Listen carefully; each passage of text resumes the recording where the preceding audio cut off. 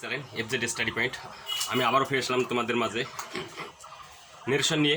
আজকে চলবে part number 9।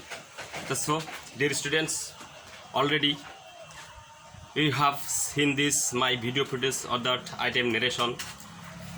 I am very proud on you. So if you always watch my video how to climb the narration item, changing this direct to indirect, you can be understand too easy. So I want to say that for you, if you continue watch my video and I can challenge, you can be understand too easy how to changing this direct to indirect. So I have come in this place teaching to you that narration item imperative sentence use of let. So if you watch my video and don't skip my channel and always you will be watch my video A to Z. So if you watch my video A to Z, you can be understand how to changing this imperative sentence let, use of let, how to changing. So I am difference but otherwise teachers. So let's go start it. দেখে নাও narration part 9, narration of the imperative sentence use of let. let অর্থ হচ্ছে প্রস্তাব, let অর্থ প্রস্তাব, right? রুলসের মধ্যে বলতেছে। তো so dear students, তোমরা যদি আমার রুলসটা, আমি আবারও বলতেছি তোমাদেরকে, তোমরা যদি আমার রুলসটা কন্টিনিউ করে যাও, আমাকে বুঝাইতে হবে না, তোমরা নিজেরাই বুঝে যাবা রুলসের মধ্যে কি করা আছে। তো সো আমি যেটা বলতে চাচ্ছি তোমাদেরকে, রুলসটা পড়ে নাও, রুলসটা পড়বা, রুলসটা পড়লেই তাহলে বুঝে যাবা কীভাবে নেরেশনটা চেঞ্জ করতেছি। তো সো আমি টেন্স পরিবর্তন করাচ্ছি না, আমি কিন্তু আবার বলতেছি টেন্স পরিবর্তন করাচ্ছি না, সেন্টেন্স পরিবর্তন করাচ্ছি না, আমি যে কৌশলটা দিচ্ছি এটা সর্বোচ্চ বেটার, ইয়েস বেটার প্রসেস। এই প্রসেসটা যদি তোমরা একটু ধরতে পারো, কৌশলে আসতে পারো, তাহলে অবশ্যই তোমরা কৃতকার্য হবাই। তোমাদের হাতের মধ্যেই, হাতের মুঠোয় 5 মার্ক পাবা। Yes, always you will be get the 5 marks from my narration direct to indirect if you continue watch my video. So let's go start it. দেখে নাও রুলসে কি বলছে। রিপোর্টার স্পিচটি যদি লেট দ্বারা শুরু হয় এবং শেষের চিহ্নটি ফুল স্টপ হয়, কি হয়? ফুল স্টপ হয়, তাহলে লেটের কারণে সেট টু এর পরিবর্তে প্রপোজড বা সাজেস্ট নিব। তাহলে যেটা বলতে চাচ্ছি, রিপোর্টার স্পিচটা যদি লেট দ্বারা শুরু হয়, কি দ্বারা শুরু হয়? লেট দ্বারা, রাইট? রিপোর্টার স্পিচটা যদি লেট দ্বারা শুরু হয়, তাহলে লেটের কারণে আমরা রিপোর্টিং ভার্ব সেট টু এর পরিবর্তন করবো। তাহলে লেটের কারণে সেট টু এর পরিবর্তে আমরা কি পাবো? প্রপোজড বা সাজেস্ট। আবার দেখে নাও, আইপি ইনভার্টার সিটে কমা এর কারণে কি নিব আমরা? That, right? লেটের পরে অবজেক্ট থাকবে, কোন অবজেক্ট থাকবে? মনে রাখবা, পার্সোনাল অবজেক্ট থাকবে, প্রোনাউন। তাহলে দেখে নাও, অবজেক্টের সাবজেক্ট ফর্ম কি করতে হবে আমাদের? লেটের পরে যে অবজেক্ট থাকবে ওই অবজেক্টের কোনটা নিব আমরা? সাবজেক্ট ফর্মটা নিব। তারপর সাবজেক্টটাকে চেঞ্জ করে দিব। কিভাবে সাবজেক্টটা চেঞ্জ করব বুঝে নিবা, যে লেটের পরে যে অবজেক্টটা থাকবে ডাইরেক্ট ইনডাইরেক্ট করার সময় আমরা ওই অবজেক্টের সাবজেক্ট ফর্মটা নিব। ওই অবজেক্টের সাবজেক্ট ফর্ম নিয়ে কি করবো? আবার রিপোর্টিং ভার্বের সাবজেক্টের সঙ্গে আমরা চেঞ্জ করব, রাইট? তার সাথে দেখো, তারপরে কি বলছে? সাবজেক্ট অনুযায়ী ভার্ব নিব আমরা শুড বা মাইট। কি নিব?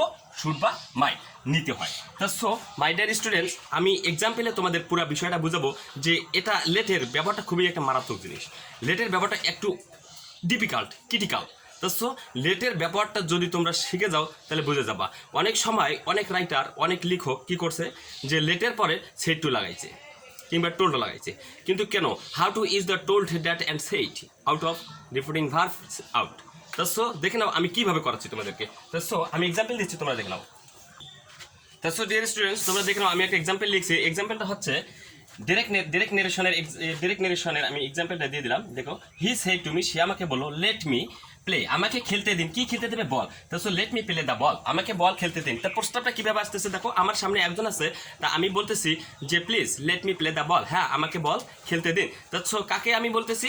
আমার সামনে যে আছে তাকে বলতেছি। মনে করো সাপোজ তোমরাই আমার সামনে আছে, আমি তোমাদেরকে বলতেছি let me teaching to you, তোমাদেরকে আমাকে শিখাইতে দাও। লেট অর্থ হচ্ছে প্রস্তাব, লেট অর্থ হচ্ছে প্রস্তাব। কিভাবে বোঝাবে? বাংলায় যদি আসি, যাক, খাও, খাটুক, চলুক, চলতে দিন, বসতে দিন, উঠতে দিন, খাইতে দিন, চলতে ফিরতে ইত্যাদি দিন, তাহলে হবে লেটের ব্যবহার। তো আমি কিন্তু বাংলায় বোঝাচ্ছি না, তোমাদেরকে ইংরেজিতেই বোঝাচ্ছি। দেখে নাও কিভাবে আসতেছে। দেখে নাও, আমি বলছিলাম if that reporter speech is start, yes if that reporter speech is start the let set to out will be right reflexed and inflex to set to reporting subject is okay, always have to do right in time. So strike set two এর পরিবর্তে আমরা কি? Proposed. আচ্ছা, how to changing the proposed, আমরা কীভাবে প্রপোজডে change করলাম দেখে নাও। এই যে লেট রিপোর্টার, এই যে দুটা ডারি চারটা ডারির মধ্যে যে লেট আছে, লেটের অর্থ হচ্ছে প্রস্তাব, প্রস্তাব মানে হচ্ছে প্রপোজড বা সাজেস্ট। যেমন দেখা যাচ্ছে আমি একটা মেয়েকে কেউ একজন একটা মেয়েকে মানে প্রপোজ করবে, অর্থাৎ ভালোবাসার প্রস্তাব দিবে, এই প্রস্তাব হচ্ছে প্রপোজড, মানে কি এই ছেলেটা ওই মেয়েটাকে প্রপোজ করলো, তো এই প্রপোজ মানে হচ্ছে প্রস্তাব, অর্থাৎ প্রস্তাব করা। তো দেখে নাও লেট অর্থ হচ্ছে প্রপোজড, লেট মানে নিব আমরা প্রপোজ, কিসের কারণে নিব সেটুয়ের কারণে। আচ্ছা দেখে নাও এখানে এই যে সাবজেক্টটাকে ঠিক রেখে দিচ্ছি, ঠিকই রেখে দিলাম, এই যে সেটুয়ের পরিবর্তে নিলাম কি সেটুয়ের পরিবর্তে প্রপোজড বা সাজেস্ট। এখানে তোমরা প্রপোজড বা সাজেস্ট দুইটার একটা যে কোনো একটা নিতে পারো। তারপর নিয়ে নিব সরি রিপোর্টিং ভার্ব অবজেক্টকে ঠিকই রেখে দেবো মি। এবার দেখে নাও my dear students or viewers, you to watch my video how to changing this reporting verb or reporter is please you can be understand to easy direct to indirect. So let's go start.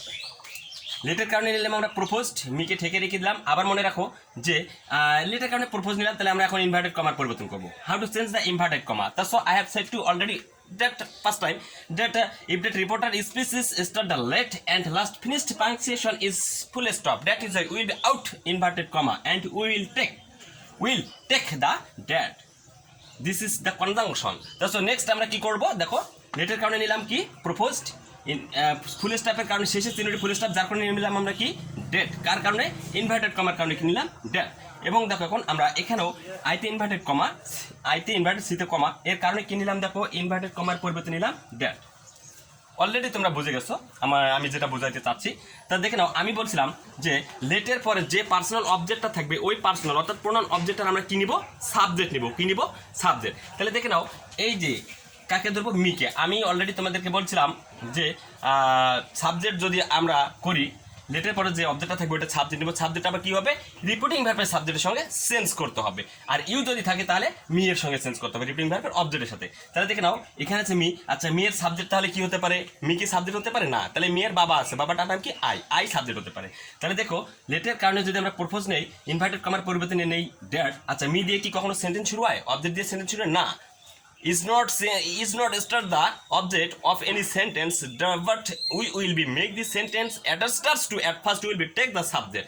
তাহলে object দিয়ে যেহেতু sentence শুরু হয় না, তাহলে আমরা কি দ্বারা সাবজেক্ট সেন্টেন্সটা শুরু করব সাবজেক্ট দিয়ে। তাহলে এখন দেখে নাও এটা যেহেতু সেন্টেন্স হতে পারে না, তাহলে এর বাবা আছে, বাবাটার নাম কি আই, তাহলে কি নিতাম আমরা এখানে আই। আচ্ছা আইটা নিলাম, বাট কিন্তু আমরা চেঞ্জ করবো কিভাবে, how to change the subject. তো এখান থেকে যদি আমরা পাই আই, তাহলে আইকে আমরা চেঞ্জ করবো সাবজেক্টকে।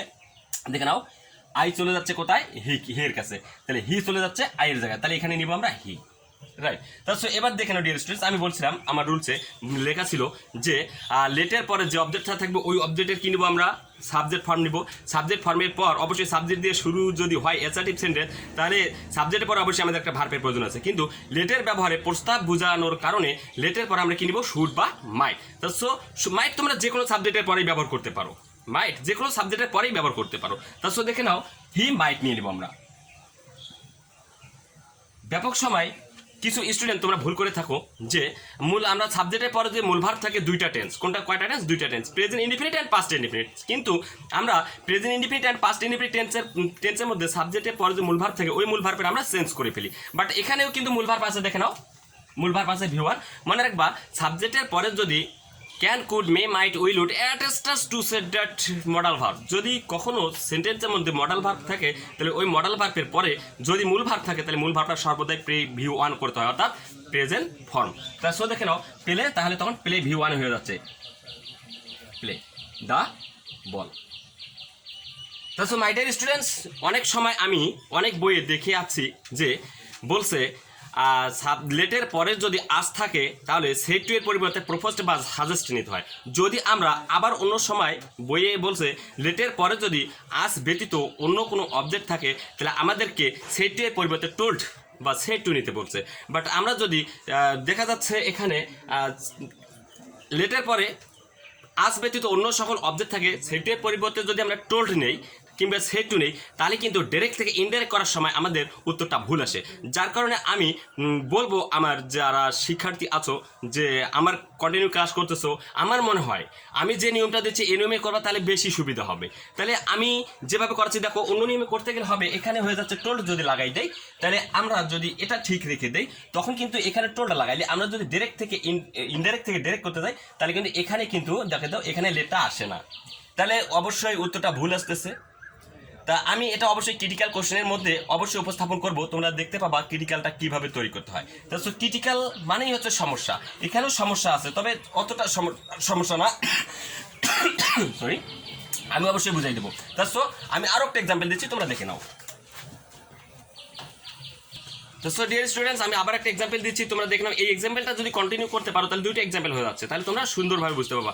আর যেটা আমি বলতে চাইলাম একটু আগে বললাম যে লেটের সাবজেক্টের পর যদি লেটের পরে যদি আজ ব্যতীত অন্য সকল অবজেক্ট থাকে, প্রোনাউন অবজেক্ট থাকে, পার্সোনাল অবজেক্ট, তাহলে আমাদের বলছে যে সেটুর পরিবর্তে আমরা টোল্ড কিংবা সেটু নিতে পারি। বাট সেটু আর টোল্ড যদি নিই তাহলে আমাদের উত্তরটা ভুল আসে। আমি অবশ্যই তোমরা মনে রাখবা, আমার ক্লাস কন্টিনিউ করে যাবা, চ্যানেলটা সাবস্ক্রাইব করে রাখবা, বেল বাটনে চাপ দিবা, তাহলে আমি যখন যে ভিডিওটা দিব তোমাদের নোটিফিকেশন হয়ে চলে যাবে। ওই নোটিফিকেশনটা চাপ দিলেই কিন্তু তোমরা আমার ক্লাস সর্বদাই দেখতে পাবা। তো আমি চাই যেটা তোমাদেরকে বুঝাইতে, আমি যে নিয়মে করাচ্ছি এই নিয়মটা করবা, আমার মনে হয় সমস্যা হবে না, তোমরা অবশ্যই বুঝতে পারবা। আমি অবশ্যই ক্রিটিক্যালের মধ্যে সমস্যাটা দিয়ে দেবো, সমাধান করার চেষ্টা করবা, আমি সমাধান করে দেবো। তো দেখে নাও, আবার বলছে এটা কি লিখলাম আমরা ডাইরেক্ট, এখন চলে আসবো indirect.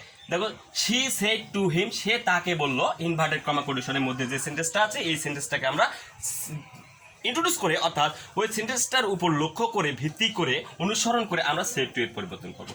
How to change the set two, I will say that already first time that you will be replied that answer is comment in my comment box. তারপর দেখে নাও, লেট দিয়ে শুরু এবং শেষের চিহ্নটি কি আছে, ফুল স্টপ, রাইট। আমরা লেটের কারণে সেট টু এর পরিবর্তে নিব প্রপোজ, তাহলে রিপোর্টিং ভার্বের সাবজেক্টকে ঠিকই রেখে দিব এস এস এসি, তাহলে সেট টু এর কারণে কি নিব, প্রপোজ বা সাজেস্ট, তাহলে S U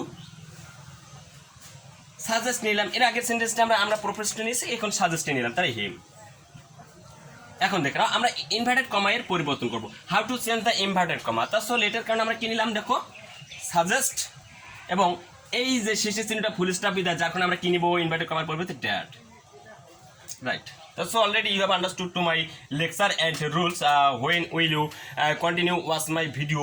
But I can challenge you will be understood to my lecture or these rules. So always watching my video footage. দেখে নাও, আমরা এখন লেটের পরিবর্তে কি নিলাম, সাজেস্ট, ইনভার্টেড কমার পরিবর্তে নিলাম কি, ড্যাট।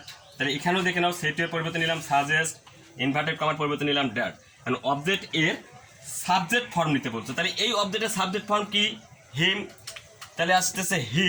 আচ্ছা, হিটা হচ্ছে থার্ড পারসন, আমি বলছিলাম already third person is not sense, যেখানে যেখানে থাকবে থার্ড পারসন সেখানে সেখানে সে অবস্থায় বসায় দিতে হবে।